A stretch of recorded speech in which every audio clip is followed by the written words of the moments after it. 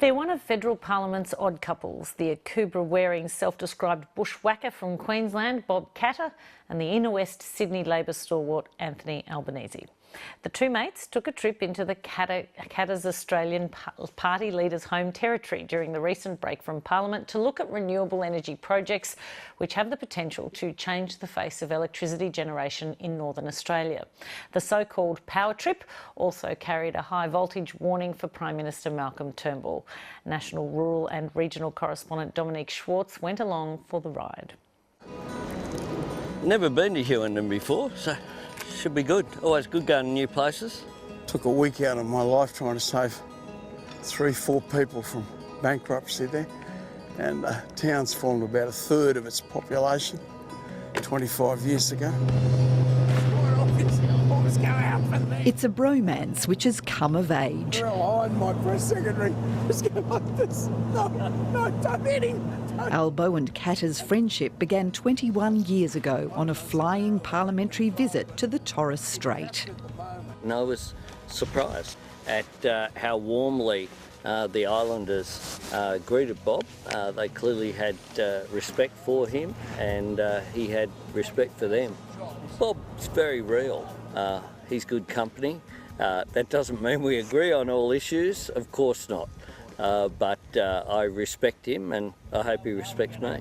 But he can mix equally with the rich and powerful, and I think he feel just as comfortable knocking around with we bushwhackers out here in the middle of nowhere. The middle of crossbencher Bob Katter's sprawling North Queensland electorate of Kennedy is where the pair's headed today.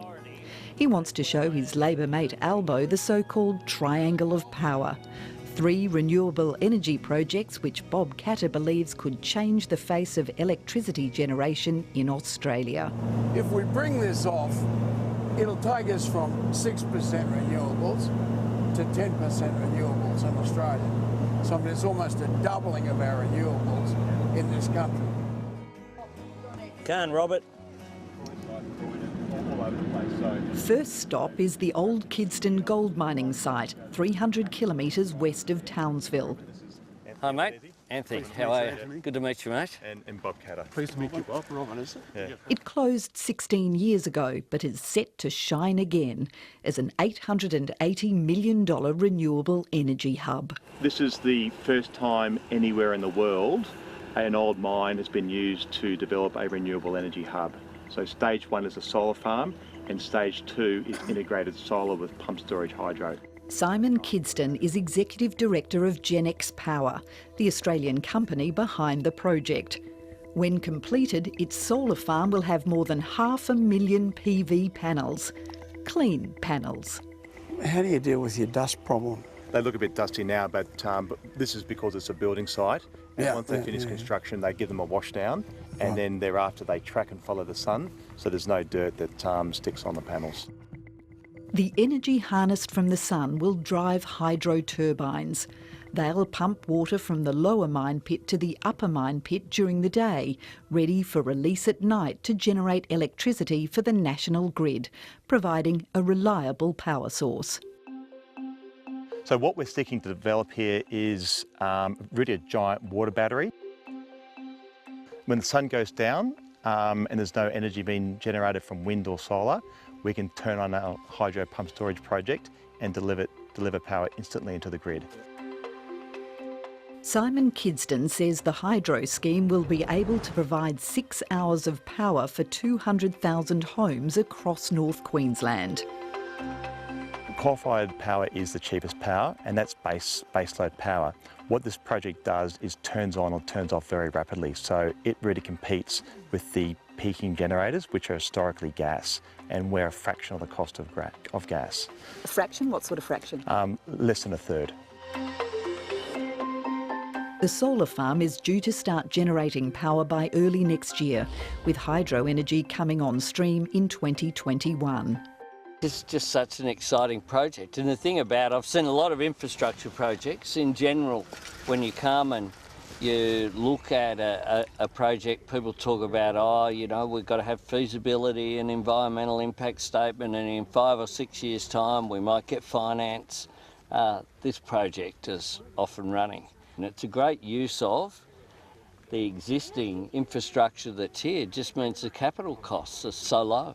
This fits in extremely well with this massive wind farm, which we're going to later in the day, and with Hell's Gate, which is an irrigation project, but you burn the sugarcane fibre after you get the juice out, but to produce electricity. Solar power makes sense in our hot and dry country, but what about hydropower, using water in a drought-racked land? Australia, although it's flat and arid, has unlimited pumped storage opportunities. In order to work Engineering Professor Andrew Blakers is heading an Australian National University team which is mapping potential pumped storage hydro sites across the nation. These are the pumped hydro sites in Queensland. We're finding more than 10,000 sites in our site survey so far, and we'd only need a few tens of sites. The sites we're finding are all outside national parks, all outside urban areas. They are typically high, dry gullies in mountain ranges in farmland. There's more than enough space in Townsville to provide all the storage required for a 100% renewable electricity system for the whole of Australia. And Professor Blakers told an energy conference in Sydney last week that water is no barrier. Looking at the amount of water we need, it's trivial in the overall scheme of things.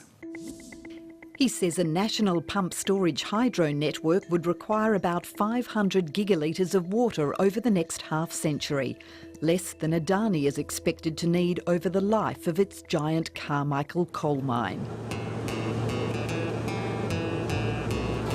Back on tour in northern Queensland, Bob Katter is on spotter duty. See where it bends to the right there? Trying to find the site on the Burdekin River for the proposed Hell's Gate Dam irrigation and electricity scheme.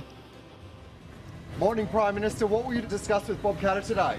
Getting the dam built was one of his key demands when Malcolm Turnbull came a-courting after last year's narrow election victory. I am confident that we'll be able to form a majority government. Today we are announcing our support, both supply and confidence, for a Turnbull government. We have a very common commitment to a strong development, particularly in Northern Australia and particularly with respect to water infrastructure. And I'm happy in my own mind that we will have a determination to move forward and not to talk about it, but to actually build a dam and create 20,000 jobs into the future.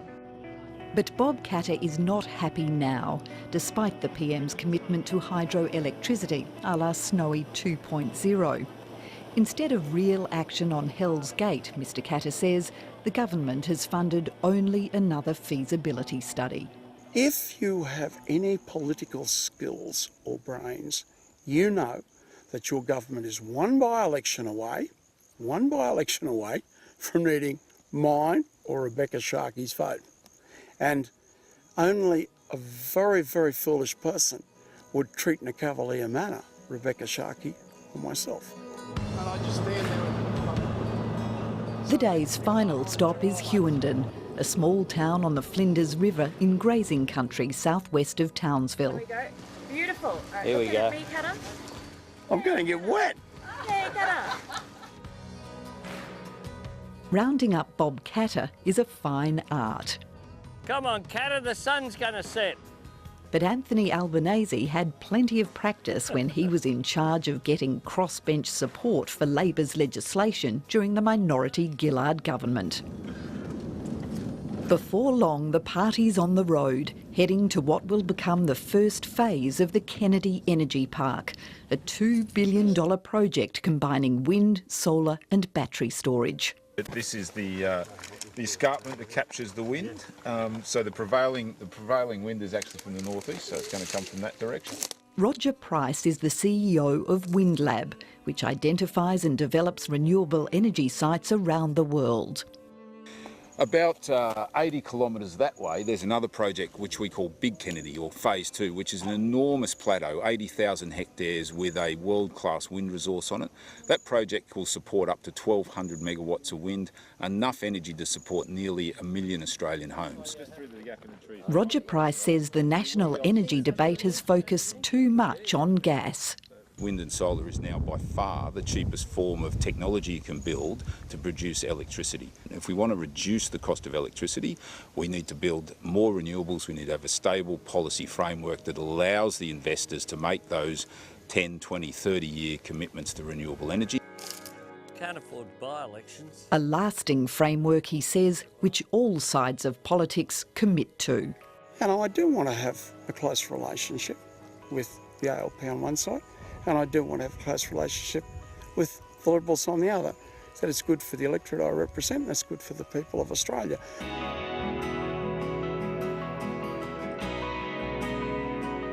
At the pub in Hughenden, it's time to swap notes and stories.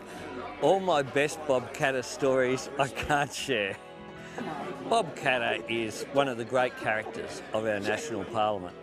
He's a mate of mine and he's really interested and passionate about his local community. So he's always urging, not just myself, members of the coalition, any member of parliament, to come and have a look for ourselves. The trip hasn't led to any hard and fast promises, but that's no worry if you're playing the long game.